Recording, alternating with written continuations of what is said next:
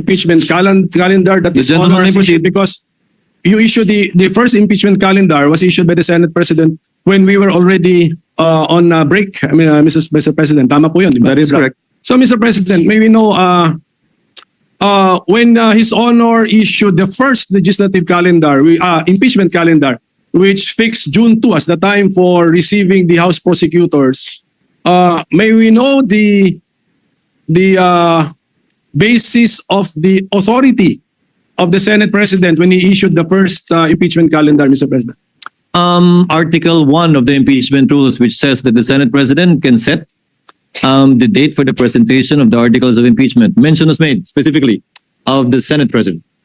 And also we were on recess. So the Senate President at that time, Your Honor, issued a suggested calendar of activities. I was very clear when I stated that. Notice that no one from the majority was complaining about the original or initial impeachment calendar issued by the Senate President. So we were all looking forward to the date where there should be some action on the impeachment, which is Yes. June 2. Supposedly, yes. Yes, supposed to be. Kaninang 4 o'clock yung the prosecutors from the House of Representatives. Because, Your Honor, notice had to be given to the House with respect to the proposed change in schedule.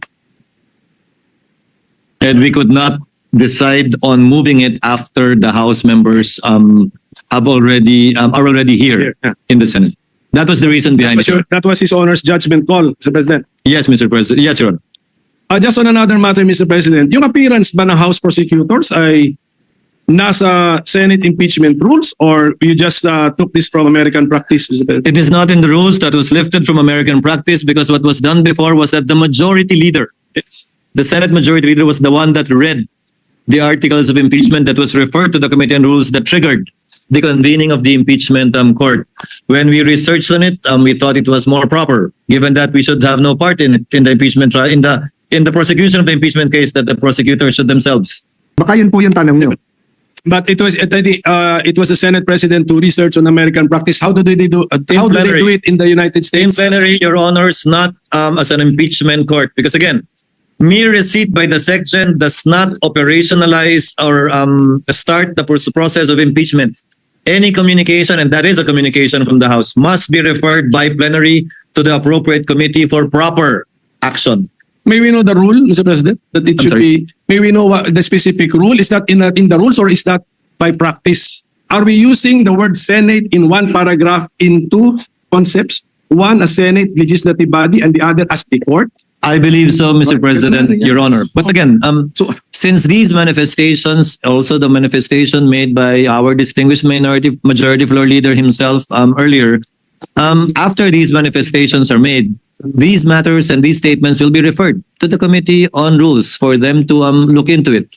Even if not acting as an impeachment court, pwede po bang tumanggap ng mga non-members of this chamber to speak or make a presentation, a presentment? Di po ba naalala natin noong mga nakaraang panahon, pumupunta rito yung President of Vietnam, if I'm not mistaken. Distinguished guests of this chamber are allowed to speak, not just honored. Ganun po ba yung sinasabi nyo? Na baka are the members of the House, though constituted as panel of prosecutors, can they enter the Senate, this chamber, constituted as a plenary or as an impeachment court or both? Lifted portions of our own impeachment rules. That's where it came from. Salamat, Tabi, Mr. President. Gusto kong magdagdag ng point dun sa binanggit pareho ng majority leader, ng minority leader at pati ng Senate President. Yung references sa US practice and precedent. Kaugnay nung isa sa mga issue na pinag-usapan dito sa floor.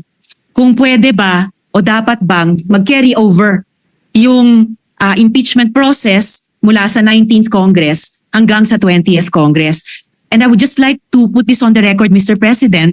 Galing po ito sa isang piyesa authored ni UP Professor Paulo Tamase, nag-appear po sa June 2025 issue ng Philippine Law Journal. Sabi po dito, Emerging Issues in Impeachment, page 19 dun sa journal, allowing impeachment to cross over Congresses is consistent with American practice. Following the practice of the United Kingdom, Thomas Jefferson's Manual of Parliamentary Practice states that, and quote, impeachment is not discontinued by the dissolution of Parliament, but may be resumed by the new Parliament, close quote. The US Congress na binanggit ng Majority Leader, ng Minority Leader at ng Senate President, the US Congress has observed this for over 200 years, from the 1803 impeachment of Judge John Pickering to that of Judge Porteus in 2009. In Congress, impeachment proceedings are not discontinued by a recess. The following impeachment proceedings extended from one Congress to the next. 5 halimbawa, Mr. President, sa article na ito. Babangkitin ko lang yung pang-apat kasi yun pamilyar sa ating mga Pilipino. 4.